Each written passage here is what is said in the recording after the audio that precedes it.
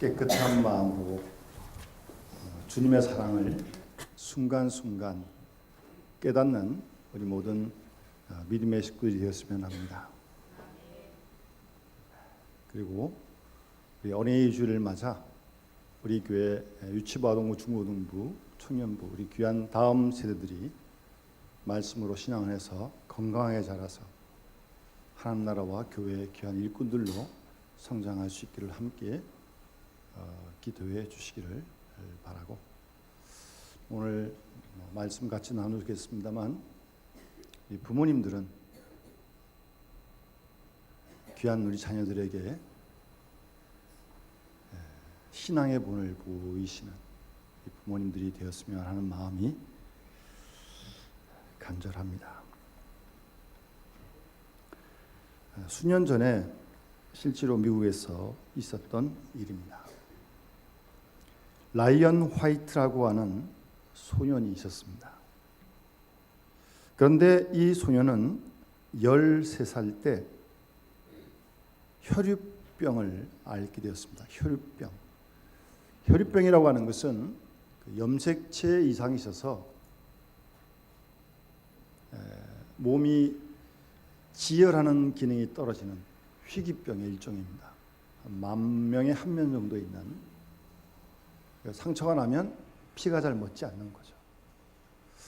그래서 이 아이가 몸도 다치고 그래서 수혈을 받게 되었는데 병원의 실수죠.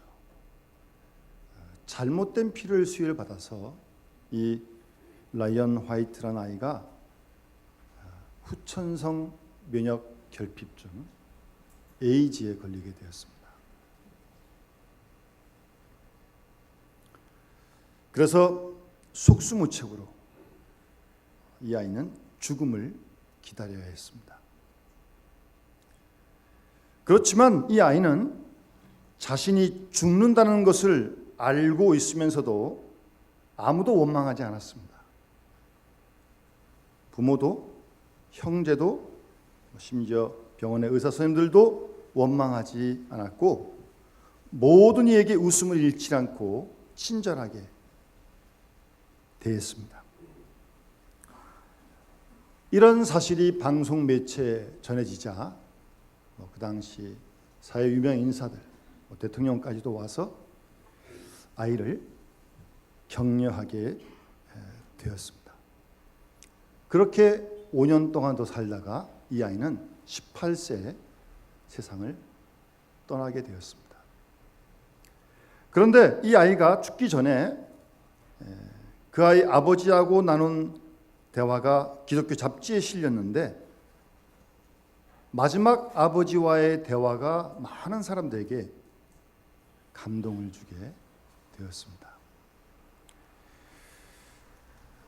아버지는 아이에게, 아들아 미안하다. 난 아무것도 너에게 해줄 수가 없구나. 이 아빠가 더는 어떤 선물도 너한테 줄 수 없음을 용서해 다오. 라고 그렇게 아이에게 아빠가 말을 했습니다. 그러자 이 아이는 그 아버지의 말에 이렇게 대답을 합니다. 아닙니다. 저는 많은 선물을 받았습니다.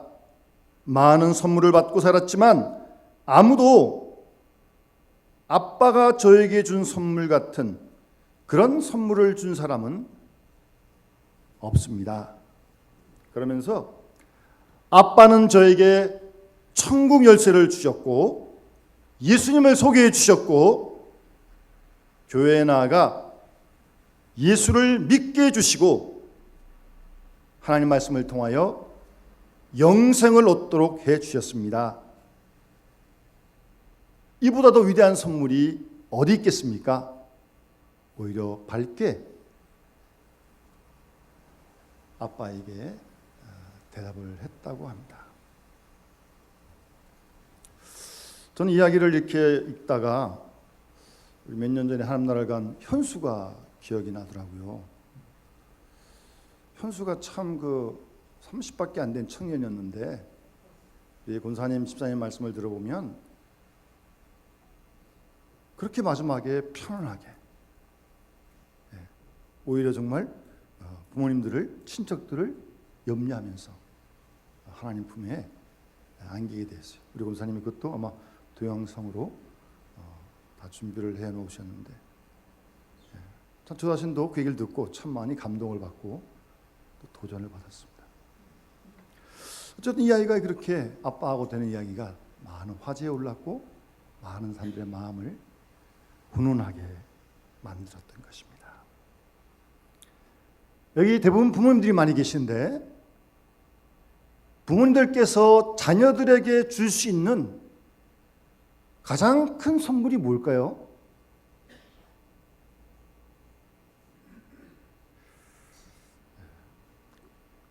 윌리엄 오그번이라고 하는 교수가 최근의 사회적인 흐름이라는 책을 썼는데, 특이한 것은 이 책에서 이 교수가 오늘날 현대의 가정이 그 기능을 상실했다고 진단을 합니다. 가정이요. 그러면서 이 교수는 가정의 기능을 4가지로 정리를 합니다. 가정은 경제적인 기능이 있다는 거죠. 먹고 살아야 되는 거 아닙니까? 두 번째는 교육적인 기능이 있다는 거죠. 우리가 가정을 통해서 배우는 거 아니겠습니까? 그리고 가정은 신앙적, 종교적 기능이 있다는 겁니다.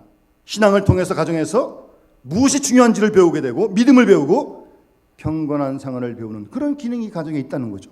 한 가지 더 오락적 기능이 있다는 겁니다. 오락적 기능은 논다는 그런 말이 아니고 가정에서 즐거움과 행복을 얻을 수 있는 그런 기능을 가정이 해야 된다는 거죠. 그런데 이런 4가지 기능을 오늘날 현대인들의 가정이 상실했다는 겁니다.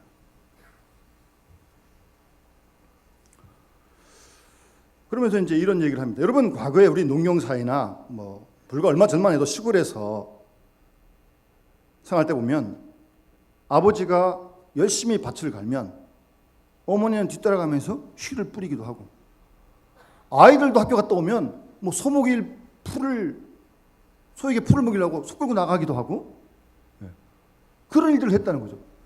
그래도 먹고 사는 거 아니겠습니까? 그래서 가정에 그런 생산적인 기능이 원래 있는데 이걸 상실하고 나니까 가정이 소비기관이 되고 말았다는 겁니다. 그래서 어떻게 하면 더 쓸까? 남편의 것을 얼마나 더 빼앗아 쓸 수 있을까? 아내는 그런 생각하고,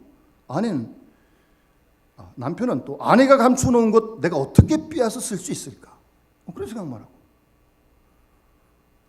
자녀들도 어떻게 하면 용돈을 좀 더 많이 뜯어낼 수 있을까? 그런 생각만 한다는 거죠. 과거에 이런 농사를 짓고 온 식구들이 함께 어울릴 때는 싸울 것도 없고 문제들도 없고 자연스럽게 가족 간에 유대가 있었는데, 그래 먹고 살면서 그게 다 깨어져 가지고 이제 소비하는 기간으로 변했다는 겁니다. 그리고 교육적인 기능도 가정에서 과거에는 모든 걸 다 배워준 거 아니에요? 농사일도 배우고, 가정으로부터 인간관계도 배우고, 부모 공경하는 것도 배우고 다 그러는 건데 이제 학교에 다 빼앗긴 거예요. 그리고 이 신앙의 문제도 마찬가지입니다. 이 사실 가정에서 하나님 경외하는 걸 배우는 건데, 기도하는 것도 배우고 말씀 것도 배우고, 근데 교회 가서 하라고. 교회 가봐야 아이들이 일주일에 교회 몇 시간 갑니까? 교회다 이름해 놓고 가정에서 전혀 그런 기능을 못 한다는 겁니다. 특별히 가정에서 누려야 할 어떤 그런 행복도 즐거움도 극장이나 운동 경기나 TV나 컴퓨터에 다 빼앗겼다는 겁니다. 그러니 온 식구가 집에 일찍 들어올 이유가 없습니다. 그렇게 가정이 해체되고 상실되었다고. 그래서 인간이 파괴되어지고 세상은 불행해졌다. 그렇게 이야기를 전개해 갑니다. 실제 무슨 사람은 가정에서 태어납니다. 가정에서 키워집니다. 가정에서 배우게 됩니다. 가정에서 성숙하게 되는 것이고, 가정에서 인간이 되는 것이고, 가정에서 보람을 찾게 되는 겁니다. 그게 하나님 원하시는 가정의 모습 아니겠습니까? 여러분, 행복이라는 게 뭡니까? 다 보면 가정에 있어요. 가정에. 마지막으로 남는 보람도 가정에 있습니다. 여러분, 메가더 장군의 그 기도문 혹시 들어보신 적 있으시죠? 아버지의 기도라는 제목으로 있는데 참 이거 귀한 기도예요. 뭐 이런 기도로 시작합니다. 오 주여, 약할 때 강함 줄 알고 두려워할 때 용감할 줄 아는 자녀, 솔직한 패배 가운데 당당하고 굽히지 않으며 그러나 승리 가운데서도 겸손하고 너그러운 아들을 기르게 하소서. 뭐 그러면서 이런 기도도 있어요. 그를 평안과 위로의 길로 보내지 마시고 난관과 도전이 있는 긴장과 자주 자극 가운데로 보내어 달라고. 그래서 폭풍 가운데서 설 수 있는 방법을 배우게 하시고 실패한 자들을 위한 동정을 배우게 해달라고. 뭐 그런 기도를 하다가 끝에 가서 메가더 장군이 이런 기도로 마무리를 짓니다. 그때는 그의 아비인 제가 감히 말하겠나이다. 내가 헛되이 살지는 않았노라고. 이게 메가더 장군의 아버지의 기도의 마지막 부분입니다. 무슨 말입니까? 자녀들을 하나님 이쁜 모습을 잘 길러낸 다음에 마지막에 내가 헛되이 살지는 않았습니다 라고 그렇게 말할 수 있도록 도와달라는 겁니다.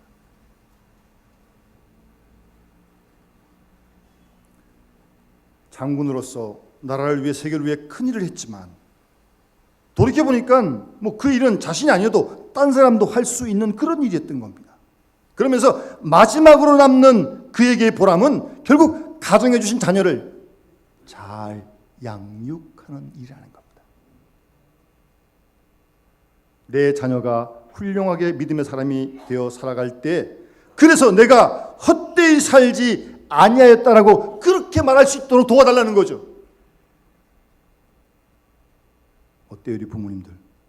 그렇게 함께 기도하고 싶지 않습니까? 육체적으로 우리는 부모로부터 태어납니다. 정신적으로 부모로부터 배웁니다. 특별히 신앙적으로 아버지의 말씀과 어머니의 사랑 속에서 자랍니다. 하나님 말씀과 성령과 기도 속에서 자라나면서 우리는 믿음의 사람, 신앙의 사람이 되는 것입니다. 그래서 오늘 보면 15절 말씀에 한번 따라합시다. 내가 복음으로써 너희를 낳았음이라. 아멘. 바울이 전도한 교회 교인들이군요. 고린도 교회 교인들이. 그러니까 내가 복음으로 너희를 낳았다. 바울은 그렇게 말씀하고 있는 거예요. 올해 대신방을 이제 거의 맞춰 가는데 이 가정에서 기도할 때 저에게 하나님께서 이런 감동을 계속 여러 번 주시더라고요. 우리 부모님들이 자녀를 낳아줘서 키워주신 거 수고 많이 하셨고 감사한 일입니다. 그런데 그것만 하면 끝나는 게 아닙니다. 오늘 말씀처럼 육신적으로만 낳은 게 아니라 신앙적으로 복음적으로도 낳으신 거 아니에요. 그럼 신앙적인 양육을 하셔야 되는 거군요. 그런 책임이 사명이 부모님에게 있는 거죠. 그래서 제가 그랬습니다. 목회적인 마음 가지고 자녀들을 기도하시고 신앙적으로 양육하시라고 제가 말씀드렸어요. 그게 부모님의 사명 아니겠습니까?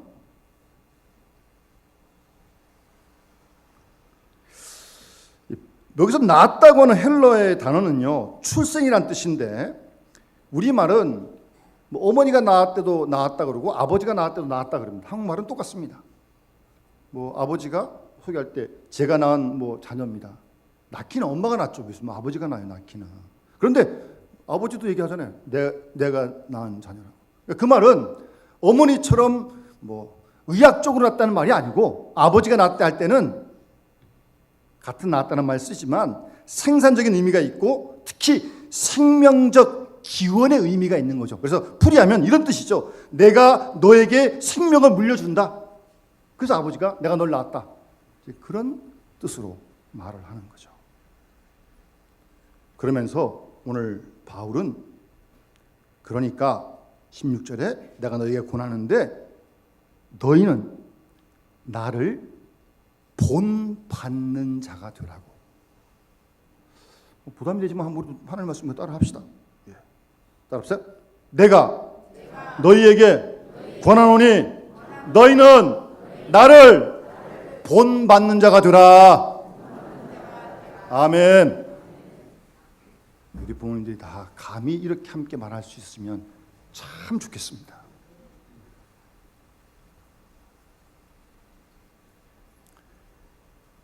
본받을 만한 부모가 되는 일, 그것이 가장 중요한 일입니다. 우리 스스로가 본받을 만한 부모가 되었는지를 한번 어린이 주일이야 이 시간 한번 하나님 앞에서 돌아봐야 할 것입니다. 기독교 교육학자인 데이비드 스튜어트가 이런 논문을 발표했는데요. 교사로서의 부모들, 이렇게 이제 뭐 번역을 하면 그렇게 되는 논문인데,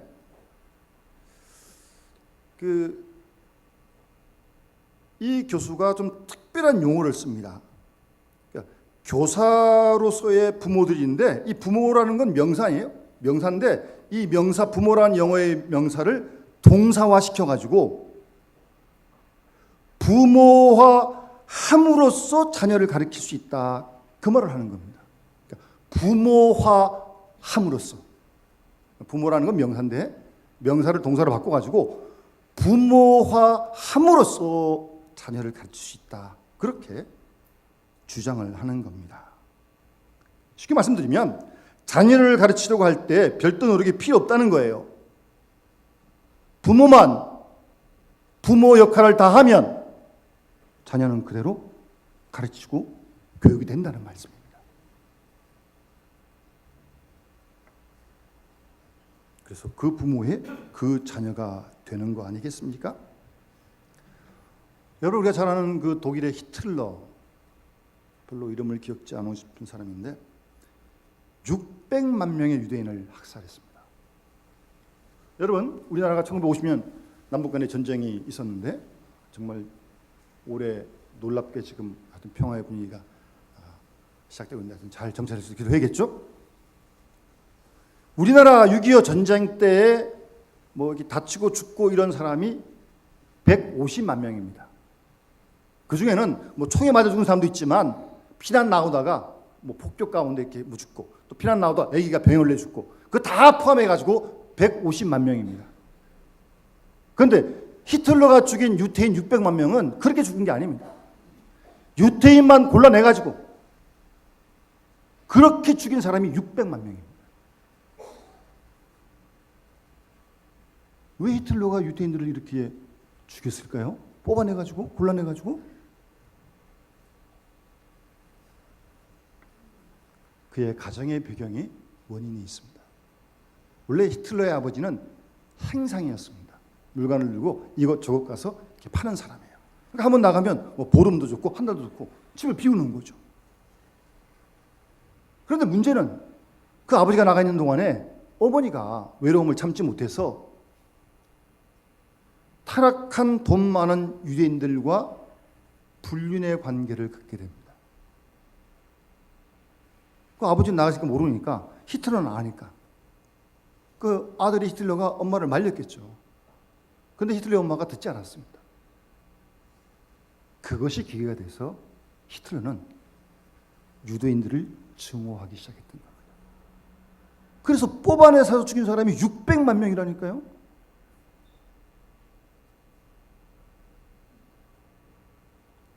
자녀들이 어렸을 때 부모님으로부터 받는 충격이 얼마나 큰가를 단적으로 증명해 주는 일입니다.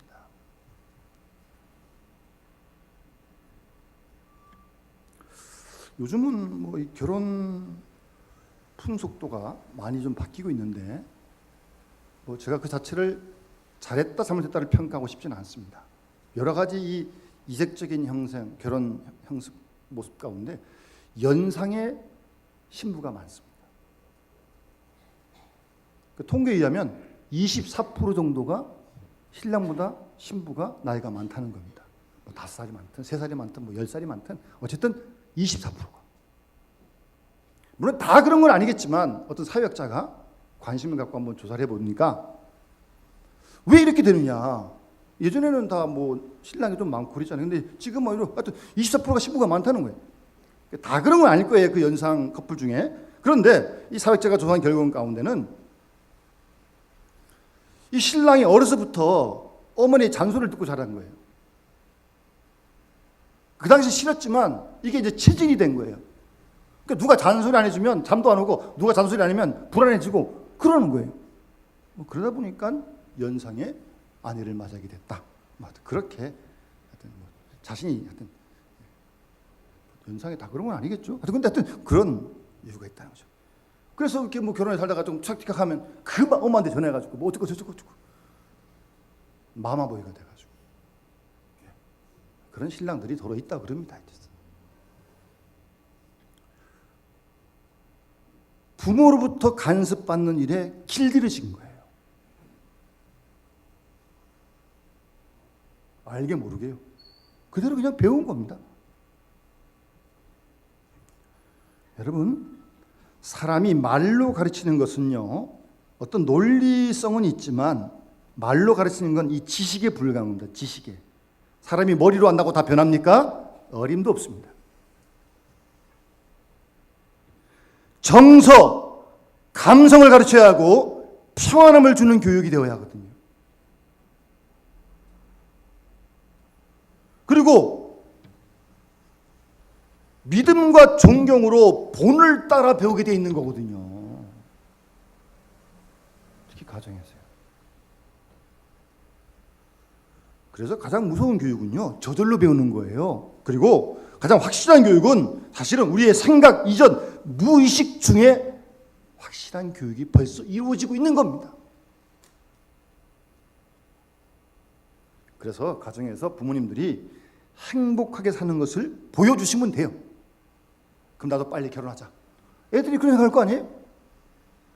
근데 자녀들이 뭐 별로 아름다운 모습도 못 보고 뭐 티격티격 그냥 그러니까 복잡한데 이게 뭐 이렇게 결혼해서 그냥 혼자 살지.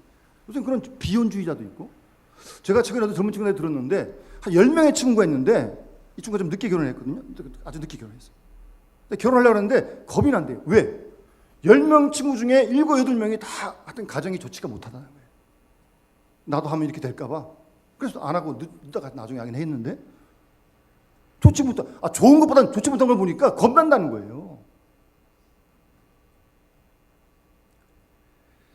가정에서 부모님들이 결혼 생활이 참 행복하다라고 그렇게 보여주시면 자녀들이 때가 되면 다 자기도 그렇게 결혼을 하는 거죠. 그래서 가정교육에는요, 말이 필요 없는 겁니다. 우리가 중요하게 생각하는 가치관이 그렇고 행복관이 그런 것입니다. 부모님들께 사시면서 정말 기쁘고 즐겁게 신앙 안에 사시고 선한 일을 열심히 행하시고 선한 일을 하면서 얼마나 행복해하는가를 보여주시면 되는 거예요. 그런데 그 본 일이 별로 없어요. 좋은 기억이 잘 없어요. 그러니 불행해지는 거죠. 그래서 이런 말이 있어요. 부모는 교과서가 아니고 참고서란 말이 있는데 틀린 말이에요. 실제 부모는 교과서가 될 수밖에 없어요. 참고서 아니에요. 오늘 사도 바울은 고린도 교회에 지금 편지를 쓰고 있는 겁니다. 여러분, 고린도 교회가 사도 바울을 굉장히 비난했습니다. 네가 무슨 사도냐? 심지어 사도권을 흔들었습니다. 그리고 뭐 키도 조그맣고 뭐 글은 힘 있는데 만나보니까 말하는 힘도 없고 온갖 비난을, 뭐 문제가 있어 결혼도 안 한 거지, 막 비난을 퍼붓어요.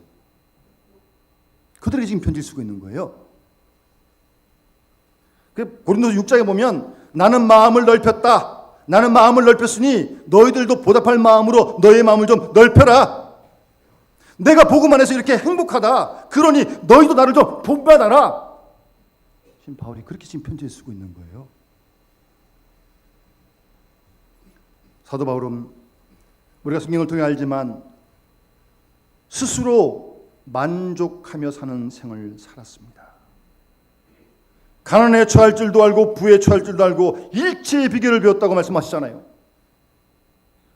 뿐만 아니라 많은 환난과 고통 속에서도 스스로 행복할 줄 아는 그런 사람이었습니다. 그래서 주 안에서 기뻐하라, 다시 말하노니 기뻐라고 감옥에서 편지 쓰지 않습니까? 그리고 주신 사명에 만족했고 죽도록 그 사명을 끝까지 감당했던 거 아니겠습니까? 바울 스스로 믿음과 행복과 사랑과 소망의 본을 보였습니다. 그러면서 고린도 교회에 내가 너를 복음으로 낳았으니 너희는 나를 본받는 자가 되라. 감히 그렇게 지금 편지를 쓰고 있는 것입니다. 우리 가정의 딸 어린이 주일을 맞아서 과거는 어땠는지 잘 모르겠지만 오늘부터라도 정말 두렵고 떨리는 마음으로 부모님들이 가정에서 너희는 나를 본받는 자가 되라고 감히 그렇게 말할 수 있는 그런 생활을 우리가 살아가면 자녀들이 다 보고 배울 줄 믿습니다. 그런 애가 우리 온 믿음의 식구들 가정에 함께 하시기를 주의 이름으로 축원합니다. 주신 말씀을 기억하면서 우리 452장 우리 함께 찬양 부르면서 하나님께 봉헌하도록 하겠습니다.